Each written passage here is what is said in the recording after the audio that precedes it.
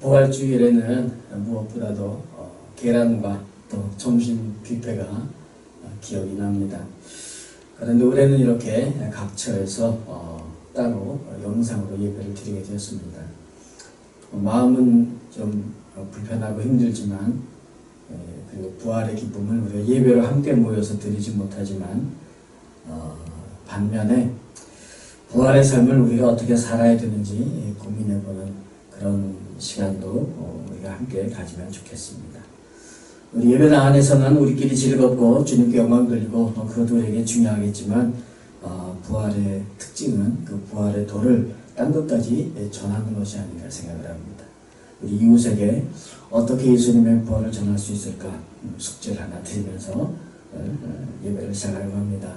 오늘도 영상으로 예배를 드립니다. 구경이 아니라 하나님께 드리는 예배입니다. 따라서 찬양도 마음을 열고 함께 불러주시면 감사하겠습니다. 같이 찬양하시겠습니다. 우리 어린 양 찬양 같이 하시겠습니다.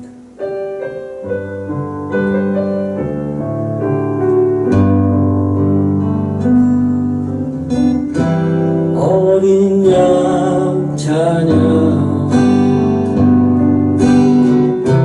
우리 죄 위에 죽으신 주님 또 죽음에서 부활하신 영원하신 주 할렐루야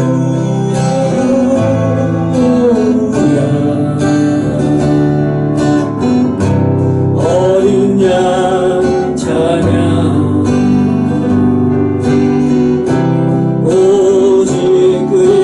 송축하리라 모든 무릎 꿇고 경배하며 외치리 할렐루야 그는 주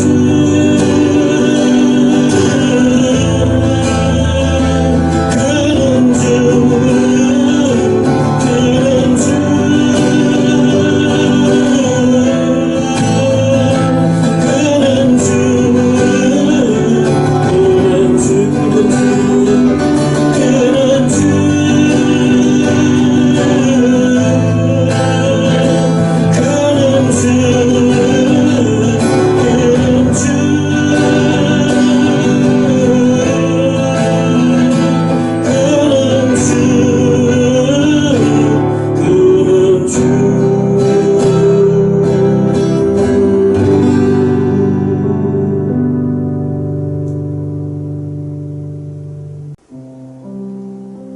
이 곡은 제가 주중에 우리 단톡방에 한번 소개를 한 곡입니다. 그런데 모르시는 분들이 꽤 좀 있는 곡으로 제가 알고 있습니다.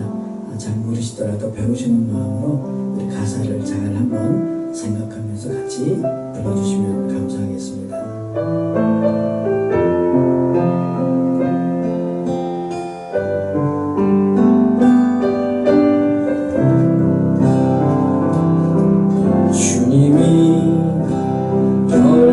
당하실 때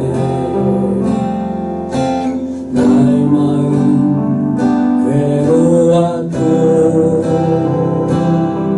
주님이 내 받고 능욕 당하실 때 나 어찌할 줄 몰랐으며 주님이 채찍으로 맞으실 때 내 눈에 눈물이 고여 흐르며 주님이 못 박힐 때 내가 흔들리며 흔들리며 처음 담아지겠습니다. 주님이 열받아하실 때 나의 마음 괴로워도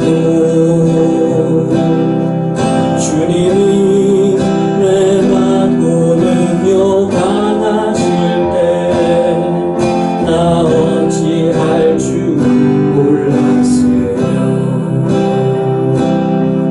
주님이 채찍을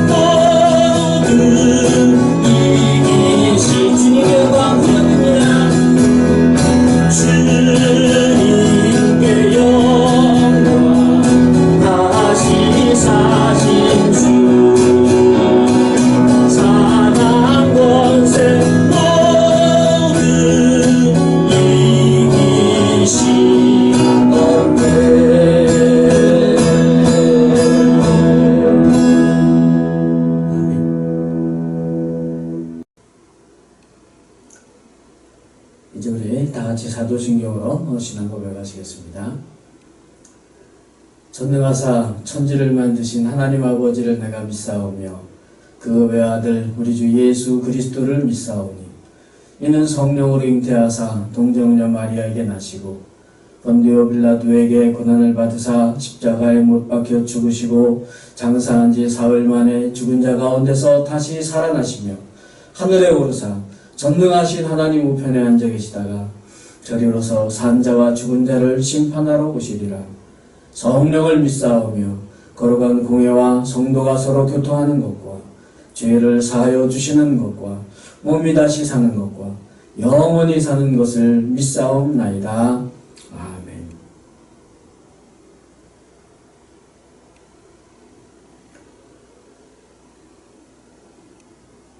헌금은 주보의 계좌로 하시든지 또는 모이는 주일에 자유롭게 하시면 되겠습니다. 제가 잠깐 기도드리겠습니다. 하나님 아버지, 오늘도 우리는 각자의 처소에서 영상으로 예배를 드립니다. 특히 오늘은 부활주일인데 함께 모여 부활의 기쁨을 나누지 못합니다. 하루빨리 함께 모여서 주님을 찬양하고 예배할 수 있도록 인도하여 주시옵소서. 그러나 비록 흩어져서 부활주일을 맞이하지만 우리가 낙심하기보다는 오히려 부활의 삶을, 특히 부활을 전파하는 삶을 우리에게 인도하여 주시옵소서. 사도들이 부활의 도를 전했듯이 우리도 그런 삶을 살게 하여 주시옵소서. 감사가 없는 것은 코로나 질병이 국내에서는 잡혀가고 있다는 겁니다. 그러나 방심하지 말고 끝까지 잘 이겨낼 수 있도록 역사하여 주시옵소서. 또한 선거가 시작이 됐습니다. 이 민족을 사랑하시는 주님 역사해 주시어서 하나님께서 원하시고 기뻐하시는 자들이 당선되게 하시고 의로움과 지혜로 국민을 섬길 줄 아는 자들을 세워 주시옵소서. 오늘도 각 가정에서 예배드리는 모든 심령들과 함께 하시사 주님의 임재하심을 체험하고 주님을 만나는 예배되게 역사하여 주시옵소서. 주님께 헌금을 드리는 손길들이나 드리지 못하는 손길들이나 주님께서 축복하여 주시어서 주님의 자녀로 살아가는데 하늘 아버지께서 먹이시고 입히심을 체험하게 하여 주시옵소서. 특히 재난으로 인한 경제적인 어려움에서 벗어나게 하여 주시옵소서. 우리나라뿐만 아니라 전 세계적으로 경제적인 위기가 도래하지 않도록 주님 보호하여 주시옵소서. 하루속히 함께 모여 예배드리게 하여 주시옵소서. 주님 어서 오시옵소서. 부족하기 짝이 없는 우리에게 그 놀라운 사랑을 끝까지 베풀어 주신 우리 주 예수님의 이름으로 간절히 기도드리옵나이다.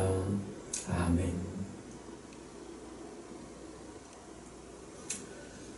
우리 하나님의 자녀들이 세상에서 복을 빌면 우리 아버지 되신 하나님께서 하늘에서 복을 내려주심을 믿고 우리가 늘 했듯이 서로 인사합니다. 가족끼리 인사합니다. 반갑습니다. 하늘 복 많이 받으세요. 혼자 계신 분도 저하고 인사합니다. 반갑습니다. 하늘 복 많이 받으세요. 여러분들은 저를 이렇게 보지만 저는 여러분들을 볼 수가 없어서 늘 마음에도 안타까움이 있습니다. 그러나 하늘 복 많이 받으시기 바랍니다.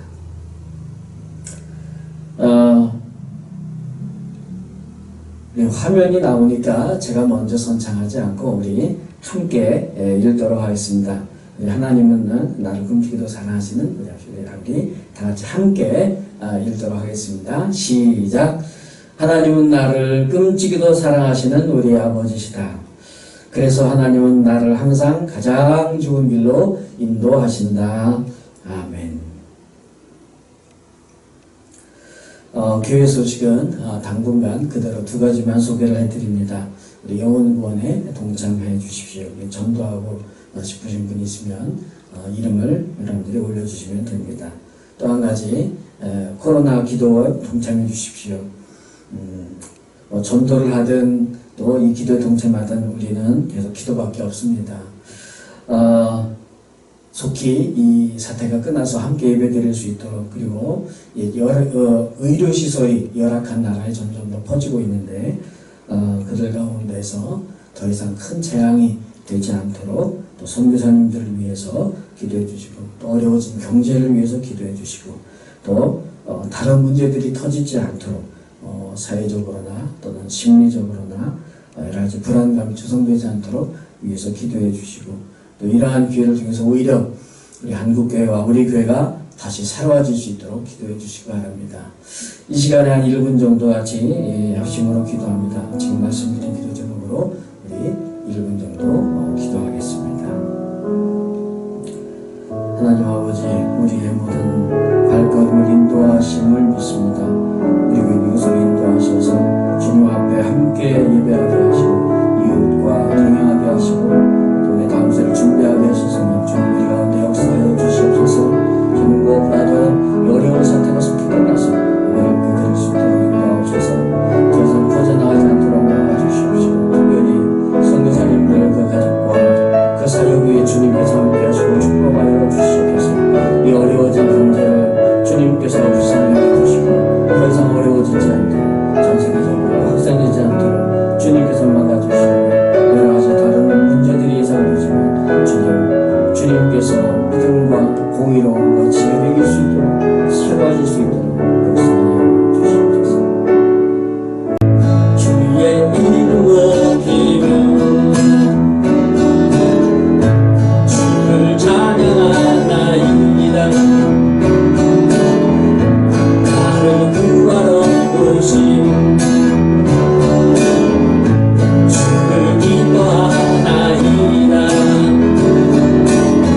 하늘 영광 보이고 이 땅에 십자가를 지시고 죄를 사했네. 구원에서 일어난 하늘로 올리셨네. 주의 이름 높이 하늘 영광 보이고 이 땅에 십자가를 지시고 죄를 사했네. 무덤에서 일어나 하늘로 올리셨네. 주의 이름 높이리.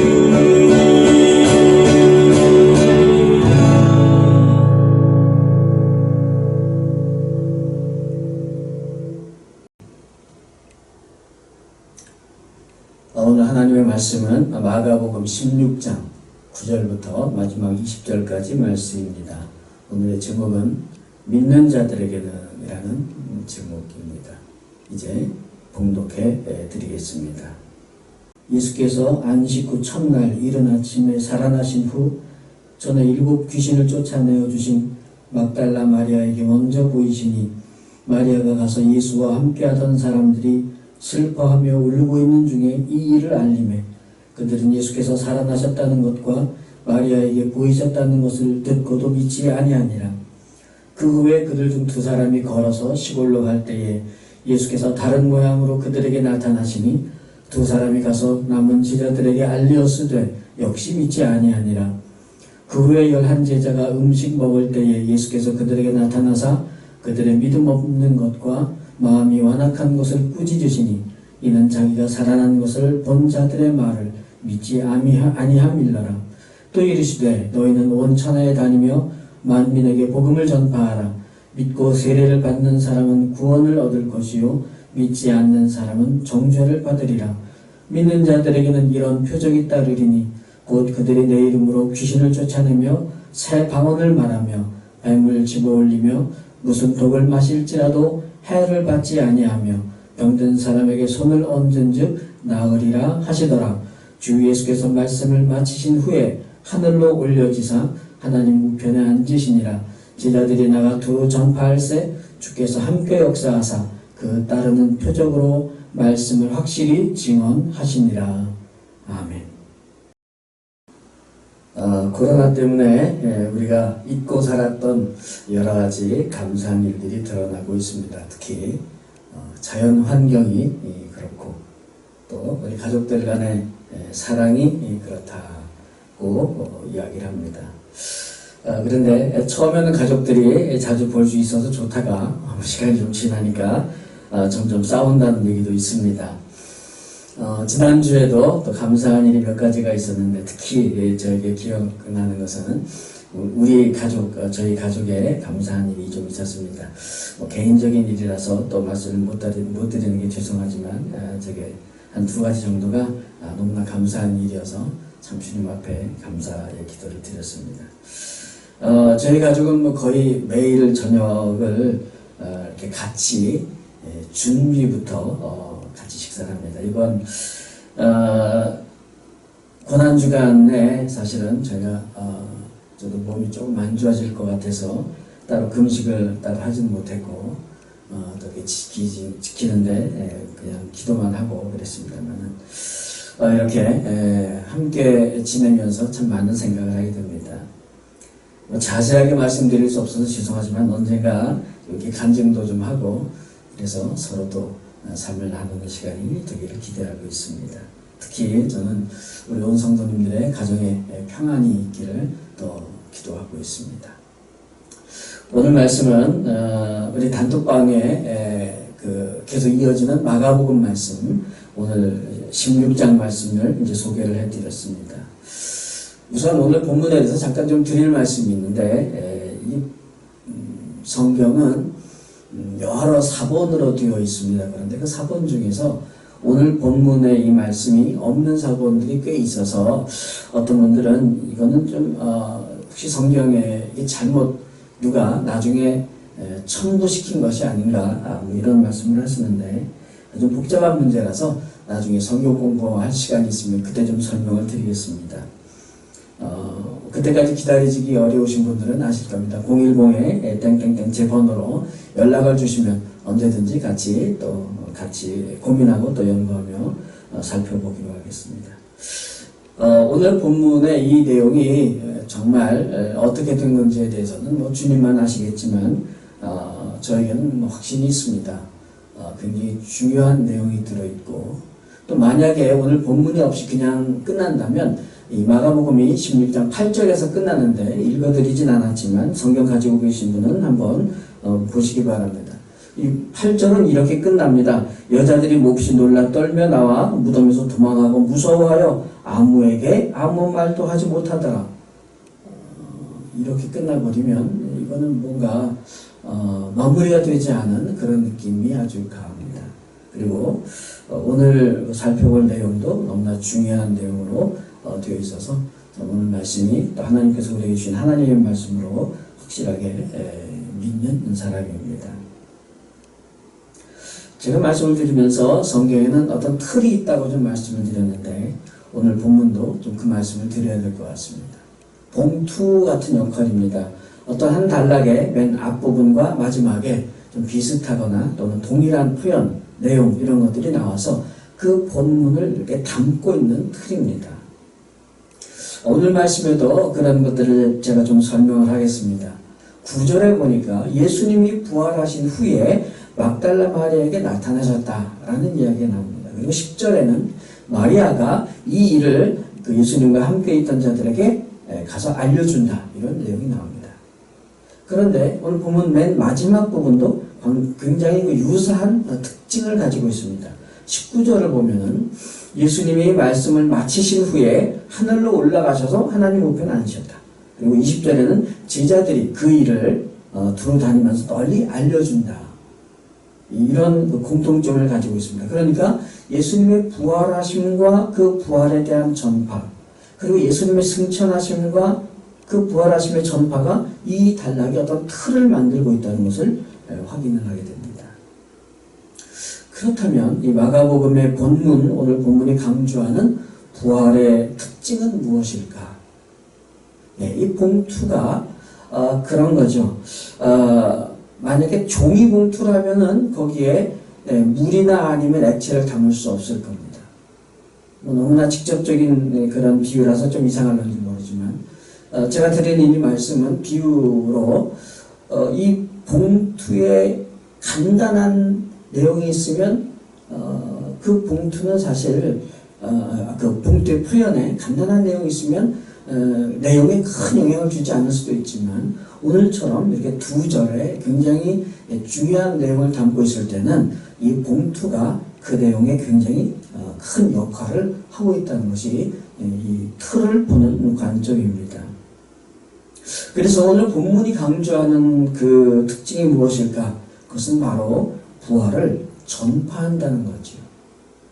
그래서 막달라 마리아에게 나타나신 그 주님, 막달라 마리아가 전파했고 나중에는 예수님의 제자들이 또 돌아다니며 전파했다는 것이 굉장히 중요한 내용입니다. 부활은요, 굉장히 여러 가지 의미를 갖습니다. 예수님이 하나님의 아들이시라는 사실을 증명하기도 하고, 예수님의 죽으심이 우리의 죄를 대속하신다는 사실을 증명하기도 합니다. 또 예수님처럼 우리도 부활할 수 있다는 그 첫 열매, 샘플이 되시는 것도 바로 이 부활의 의미입니다. 굉장히 여러 가지 의미들을 가지고 있습니다. 그런데 마가는 오늘 본문을 통해서 부활의 가장 중요한 의미가 무엇일까에 초점을 맞추고 있습니다. 그것이 무엇이죠? 전파입니다.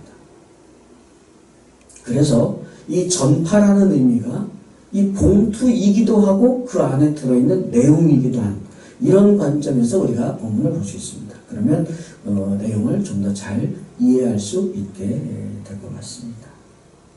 그러면은 이 전파되어야 되는 부활이라는 그 봉투에 어떤 것들이 들어있을까? 혹시 벌써 눈치를 채시는 분들이 있을 수 있습니다. 본문에 3번 반복된 표현이 나옵니다. 이렇게 자꾸 반복되는 것은 자꾸 중요하다는 힌트, 사인이 되겠습니다. 이게 뭘까요? 믿지 않는 것. 11절에, 13절에, 14절에 세 번에 걸쳐서 믿지 않는다는 이야기가 나옵니다. 그래서 결국 예수님께서 나타나셔서 말씀을 하십니다. 그러니까 여자들이 가서 말해도 믿지 않았고, 또 두 제자가 이야기를 하는 것도 믿지 않았고, 그래서 직접 나타나셔서 너희는 왜 안 믿냐? 이게 꾸짖으시는 그런 내용으로 믿지 않는다는 이야기가 3번 등장을 하는 것이 오늘 본문의 그런 상황입니다. 사실 우리는 예수님께서 부활하신 그 부활신앙을 우리 믿음의 가장 중요한 기초 중에 하나로 가지고 있습니다만은, 사실 사람이 죽었다가 살아난다는 거 누가 그렇게 쉽게 믿을 수 있겠습니까? 우리 신천지 얘기 또 나오는데 좀 관심이 많아서 자꾸 나옵니다. 그 이만희 교주는 자기가 죽으면 다시 살아난다고 그랬다는 얘기가 있습니다. 또 다른 이단들도 그런 내용들이 꽤 있습니다. 그렇게 주장을 하다가 결국 못 살아난 그 이단의 교주들이 꽤 여러 명입니다. 그런데 그런 교주를 믿었던 사람들이 참 많다는 거죠. 그분들의 믿음이 우리가 그냥 단순히 생각하는 이해되는 것, 이것을 넘어선다는 게 어떻게 보면은 모든 신앙의 어떤 공통 부분일 수 있겠습니다만은 참 조심스러운 부분입니다. 예수님께서 제자들에게 말씀을 하셨어요. 이미 말씀을 하셨습니다. 죽었다가 내가 3일 만에 부활할 것이다. 물론 이단들도 다 그렇게 말을 했다가 안 살아났지만, 또 예수님 평소에 수많은 기적들을 일으키셨잖아요. 죽은 자도 살리셨고 그랬는데도 제자들은 믿을 수가 없었습니다. 이런 생각 한번 해보셨죠? 만약에 내가 예수님 당시에 살아서 예수님의 제자로 있었다면 나는 정말 믿을 수가 있었을까? 예수님께서 돌아가셨는데 그렇게 십자가에서 참 고통스럽게 그렇게 돌아가셨는데 3일 만에 정말 살아나셨을까?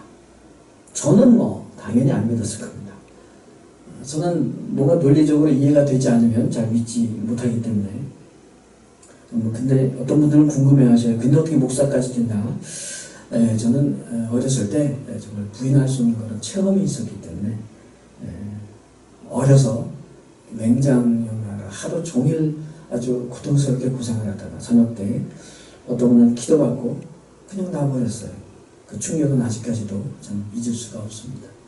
물론 그게 전부 다는 아니지만 그게 시작이 된 것 같습니다. 그리고 이제 또 세월이 지나면서 여전히 저에게 계산적인 그 생각이 있어서 저는 확률로 봅니다. 예수님께서 하나님의 아들이시고 그를 믿는다는 것이 훨씬 더 옳다는 확률이 훨씬 더 크다고 생각을 했고, 그것이 저에게 점점 더 현실로 다가왔고, 그것이 하나님의 역사하심으로 나타났고, 이렇게 된 것 같습니다. 여하튼 간에 오늘 본문을 보면은요, 예수님께서 그 믿지 않는 제자들을 막 꾸짖으셨다고 되어 있습니다. 본문은 그 믿지 않음, 여기에 왜 그렇게 초점을 맞추고 있을까요? 왜냐하면 아까 우리 틀을 말씀드렸죠? 전파하기 위해서입니다. 아니, 부활을 전파해야 되는데 못 믿으면 어떻게 전파할 수 있겠습니까? 근데 본문에서 예수님은 그들이 왜 믿지 못한다라고 말씀을 하시냐면요, 14절에 나와 있습니다. 그들의 마음이 완악하기 때문입니다. 어떤 게 마음이 완악한 건지 좀 느껴지십니까? 예, 뭐 완악 그러면 좀 악하다는 뜻이라기보다는 좀 고집이 좀 센 그런 의미입니다. 저는 제 스스로가 별로 고집이 세지 않다고 생각을 했었는데, 지금 소천하신 저희 어머니께서 참 고집이 세다고 말씀을 하셔서 제가 참 놀란 적이 있습니다만, 그럼 마음이 완악하다는 것은요, 저 같은 경우인 것 같아요.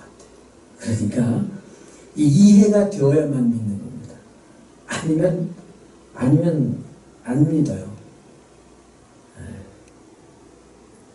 그래서 이해가 되어야 믿는 게 당연하다 이렇게 생각하시는 분들은 아닙니다. 그것은 믿음의 아주 초보 단계이거나 아직 부족한 믿음입니다.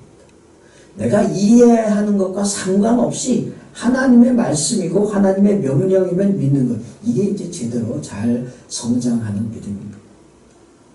물론 그러다가 결국은 신천지 같은 이단 집단도 나왔지만, 그렇기 때문에 성경을 어떻게 해석하느냐가 정말 중요합니다. 어떻게 해석하느냐, 그것이 결정적인 역할이 될 겁니다. 너무나 당연한 말씀이지만 부활을 전하려면 먼저 그걸 믿어야 되는데, 전도하려면 나에게 확실한 믿음이 있어야 하는 건 당연하지만, 이 부활 믿음은요, 그 확실하게 믿는다는 것이 그냥 머리로 또는 가슴으로 정도가 아니라 내가 삶으로 살아야, 그런 체험이 있어야 믿어지는 게 바로 이 부활 체험입니다. 이거 뭐 시험 볼 때 암기하는 것도 아니고, 그래 뭔가 그럴듯해. 그럴듯해라는 우리의 어떤 마음의 또는 감정의 부분들은 결코 믿을 만한 게 못 될 때가 많습니다. 그래서 우리는 삶으로, 이게 부활의 삶이구나 하고 체험하는 것이 얼마나 중요한지 깨닫게 됩니다. 어떻습니까? 예수를 믿으면서 부활의 삶을 살고 있다는 체험이 있으십니까? 내 안에 부활하신 주님께서 계시다는 그런 확신이 있으십니까? 하나님이 이렇게 우리에게 오늘 흩어져서 그냥 영상으로 예배를 드리게 하신 그 뜻에는 이런 의미가 있는 것 같아요. 우리가 모여서 예배를 드리면 우리는 분명히 그것이 뭐 잘못됐다고는 아니지만 그래도 계란도 나누고 또 같이 음식도 나눠 먹고 부활의 기쁨을 나누는데, 지금 우리가 그것을 할 수 없음으로써 우리끼리만이 아니라 우리의 지금 삶의 현장에서 부활의 삶을 고민하라고 말씀하시는 것은 아닌가 생각해 봅니다. 두 번째로는 여기 오늘 본문에는 주님께서 아주 강력하게 주시는 명령이 있습니다. 그게 바로 틀과도 마찬가지인데 전파입니다. 전파하지 않으면 예수 믿는 게 의미가 없다고 주장하는 것만큼 아주 강력하게 명령하는 내용이 나옵니다. 너희는 온 천하에 다니며 전파해라. 특히 16절에는 아주 굉장히 강한 표현이 또 나오는데, 믿고 세례받으면 구원을 얻고 안 믿으면 정죄를 받는다. 예수 천당 구신 지옥 이렇게 표현하는 것과 마찬가지일 겁니다. 물론 이게 당연히 복음의 핵심입니다만은, 그러나 지금 여기에서 이 본문의 맥락에서 강조되고 있다는 것이 중요합니다. 온 천하의 생사 여부가 부활이 전파되느냐 안 되느냐의 여부에 달렸다는 말씀입니다. 마치 전파되지 않으면 부활을 믿는 믿음의 그 의미가 도대체 무엇이겠느냐, 이런 아주 굉장히 강력한 농축된 말씀으로 오늘 본문이 진행이 되고 있습니다.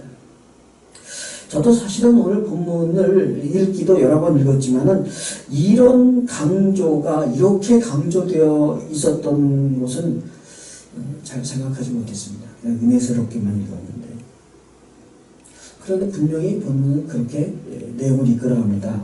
부활을 그냥 나 혼자서 믿고 있는 그 신앙은 그게 진짜 부활을 믿는 건지 안 믿는 건지, 어쩌면 부활을 안 믿는 거나 다름이 없을지도 모른다. 이런 아주 심각한 도전을 던지고 있습니다. 비유하자면 이런 거죠.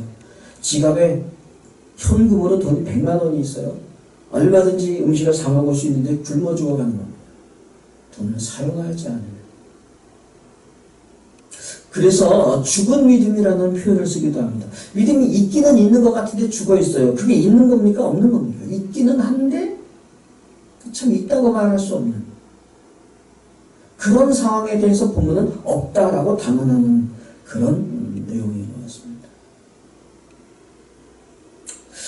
오늘 말씀드렸지만 기왕 이렇게 각자의 처소에서 부활을 기념하는 예배를 드리는 김에 한번 생각해 보십시오.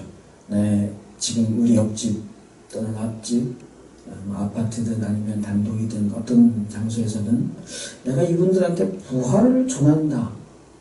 그 한번 생각을 해 보십시오. 우리가 교회에 앉아있을 때 그게 잘 실감이 안 나잖아요. 그런데 내가 백사호에 살고 있는데 백사호 사람에게 저 사람은 예수님을 믿지 않는데 부활을 전한다.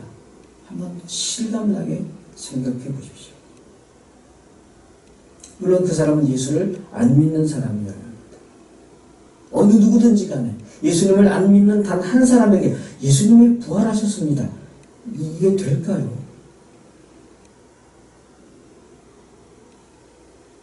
그게 되려면 우리에겐 얼마나 많은 확신과 증거가 필요하겠습니까?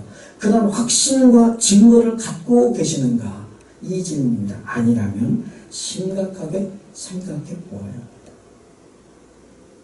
그 사람이 반문을 합니다. 그게 도대체 뭔 소리요? 그 당신들이나 그냥 믿는 그 교리든 그런 이야기겠지. 그랬을 때 뭐라고 이야기를 할까요? 성경에 기록되어 있다고 할까요? 아니면은 내가 직접 본 것도 아니고 당신도 들은 얘기 아니요. 지금 그 부활하신, 그래서 지금도 살아계신 그 주님이 지금 내 마음에 계시거나 아니면 적어도 내 삶에 역사하셔서 내 삶이 그 부활의 삶을 살고 있다는 증거를 설명해야 되잖아요. 그렇죠? 무엇을 설명하시겠습니까? 심각하게 생각해 보아야 될 문제입니다. 나는 진짜 죽지 않고 살아있는 그런 부활 신앙을 갖고 있는 걸까? 그런데 그 증거들을 오늘 본문이 마지막 내용으로 담고 있습니다. 그게 바로 17절, 18절 말씀입니다. 나는 진짜 부활을 믿는 신앙인인가를 판단할 수 있는 그 표적들이 나열되어 있습니다. 믿는 자들에게는 이런 표적들이 따르리니, 그리고 5가지가 쭉 나열됩니다. 어떤 것들이죠? 예수님의 이름으로 귀신을 내쫓고 새 방언을 말하고 뱀을 손으로 집어올리고 또 독을 마셔도 죽지 않고 병든 사람에게 손을 얹으니까 낫게 만든다. 본문은 왜 이런 것들을 나열을 하고 있을까요? 이게 공통점이 하나 있습니다. 이것들은 하나도 평범한 것이 없습니다. 부활을 믿는 자들에게는 이런 것들이 나타나기 때문에 무엇을 할 수 있다? 부활을 전파할 수 있다. 왜요? 당신이 예수님이 부활했다는 건 내가 뭘 가지고 믿을 수가 있어? 그랬을 때 이런 걸 보여주라는 얘기입니다. 이것 보시오. 이렇게 되는 거죠. 좀 더 설명을 드리겠습니다. 근데 여기 이런 것들이 있죠. 예수님의 이름으로 귀신을 쫓아낸다. 그럼 참 멋있어요. 그렇죠? 정말 귀신 들린 자가 있는데 예수님의 이름으로 사탄아 물러가라. 이거 굉장히 중요하다고 말씀드린 적이 있죠. 영적인 싸움 중에 하나입니다. 또 새 방언을 말하는 것. 네, 방언은 우리에게 초자연적인 그런 체험을 하게 만드는 겁니다. 그런데 세 번째가니까 뱀을 손으로 짚는 것. 만약에 집게로 집으면 그 표적이 아니잖아요. 그렇죠? 예. 그래서 이거는 우리가 이해하기 뱀을 우리가 손으로 집었는데 그 뱀이 독사라든가 이런 의미겠죠. 아무리 이게 땅꾼에 관한 말씀이겠습니까? 근데 사도행전에서 보았어요. 바울이 불을 쬐다가 독사가 나와서 물렸지만 사람들이 다 죽을 거라고 했는데 죽지 않았어요. 그래서 어떻게 했죠? 그들에게 예수 그리스도의 복음을, 부활의 도를 전할 수가 있었던 겁니다. 이런 케이스를 지금 설명을 하는 거겠죠. 또 독을 마시는 것 있습니다. 뭐 시험 삼아서 이거 독인데 뭐 먹어볼까 이런 거 아니잖아요. 이런 거 따라하면 안 됩니다. 혹시 이런 상황이 생기더라도 우리가 어쩔 수 없이 이런 일에 처해 이런 상황에 처한다 할지라도 주님께서 기적을 일으키실 때가 있다는 겁니다. 왜 이런 독을 마셔도 죽지 않고 독사에게 물려도 죽지 않는 그런 기적을 왜 일으키신다고요? 뭐 하라고요? 부활을 전하라. 마지막에 이런 게 있습니다. 특히 병든 자들에게 손을 얹으니까 낫는 그런 역사. 왜 그렇게 그런 역사를 보여주신다고요? 병원 차리라고 그거 아니잖아요. 예수님께서 부활하셔서 그런 능력을 일으키시는 거다. 이걸 증거로 삼으라는 말씀입니다. 그러면 이거 5가지만이 전부겠습니까? 아니죠. 이런 것들 조금 나열할 것들이 굉장히 많은 겁니다. 그건 대표적인 예죠. 믿음의 모든 기적들이 있다면 그건 바로 부활을 전파하기 위한 목적을 갖고 있습니다. 그리고 동시에 여러분 이런 능력을 체험한 분들 계시죠? 저도 기도받아서 병이 난 체험도 있고 여러분들 중에서도 여러 가지 체험이 있으실 겁니다. 그거로 뭐 해야 돼요? 부활을 설명하면서 나에게 이런 체험이 있다. 이걸 이야기하셔서 그것으로 부활을 전파 여기에 목적을 두고 말씀을 하셔야 되는 겁니다. 그러라고 그런 표적을 보여주셨고 체험하게 하신 거죠. 그런데 그거 안 하고 있으면 안 되잖아요. 그렇죠?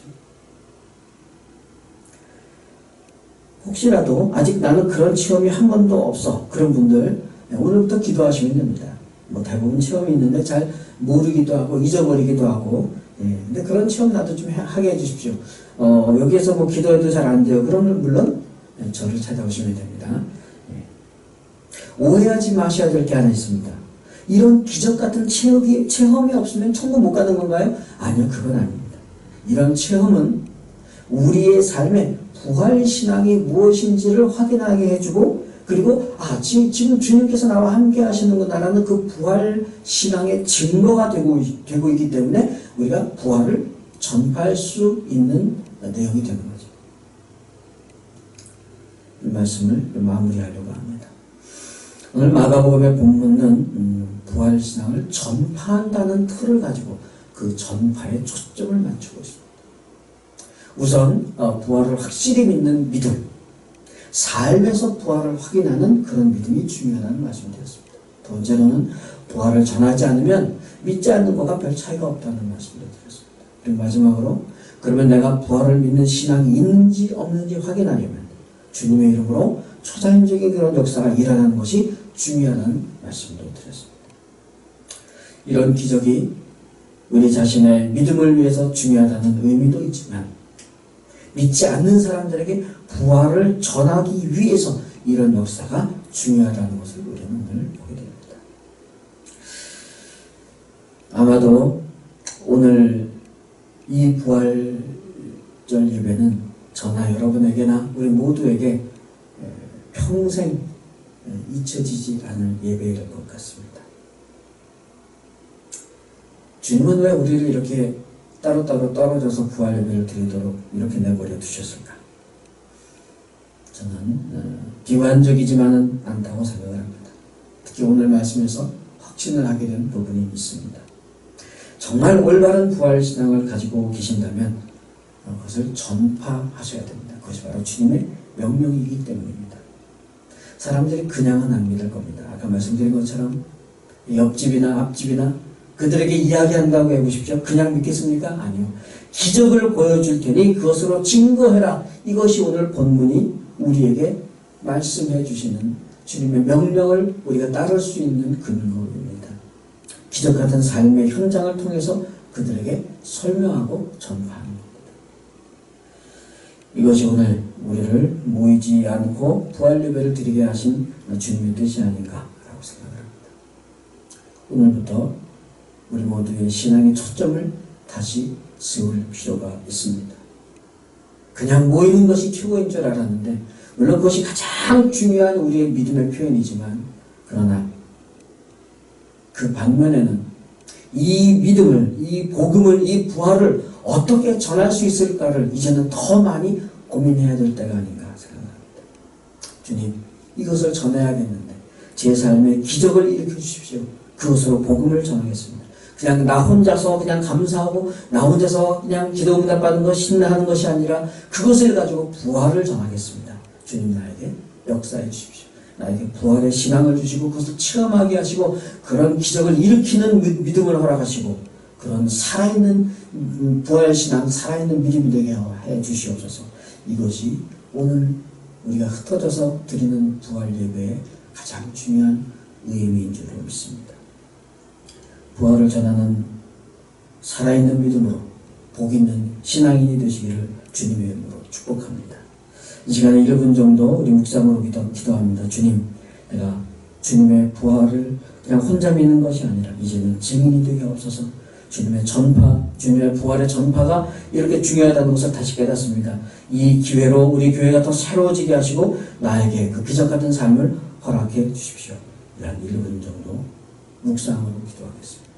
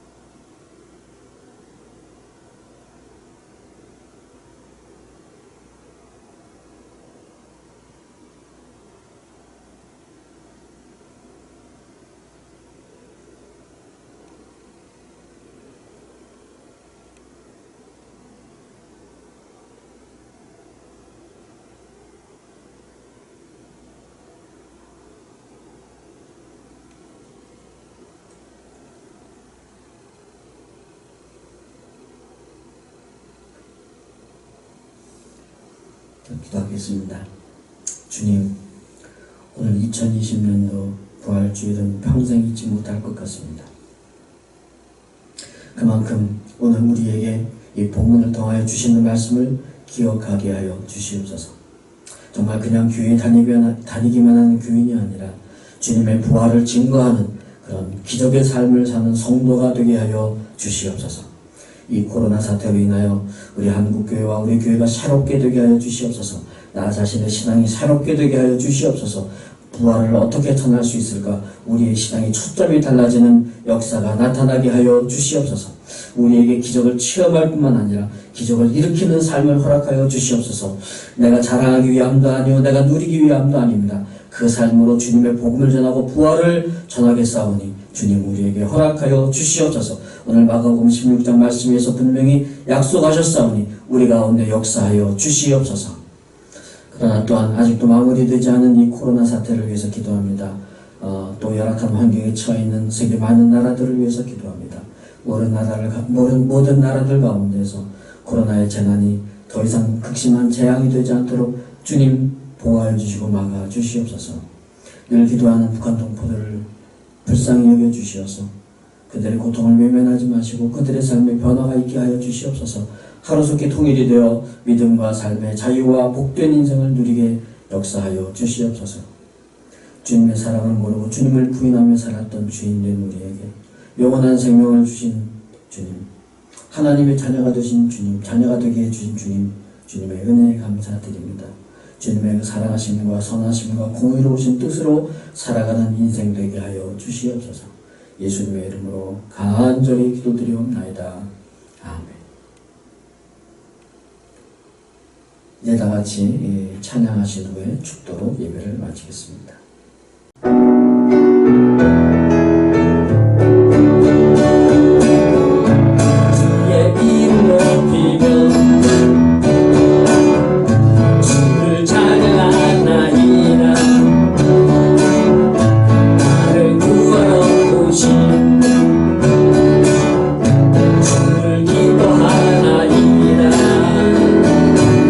하늘 영광 보이고 이 땅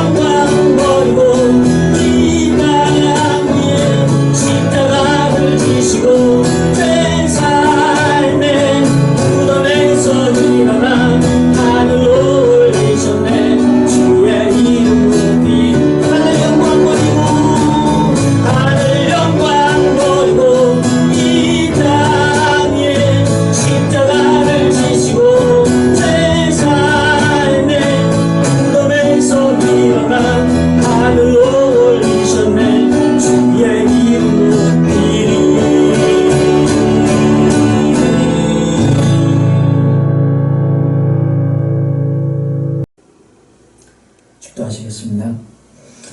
지금은 우리 주 예수 그리스도의 그 놀라우신 은혜와 아버지 하나님의 끝이 없으신 사랑하심과 성령님의 감동감화 교통 충만하심, 오늘 주님 앞에서 자기의 장소마다 함께 모여 또는 홀로 예배드리는 모든 심령들 머리머리 위에, 우리 교회 소속되어 있는 모든 권속들 머리머리 위에 지금으로부터 영원토록 함께 계실지어다.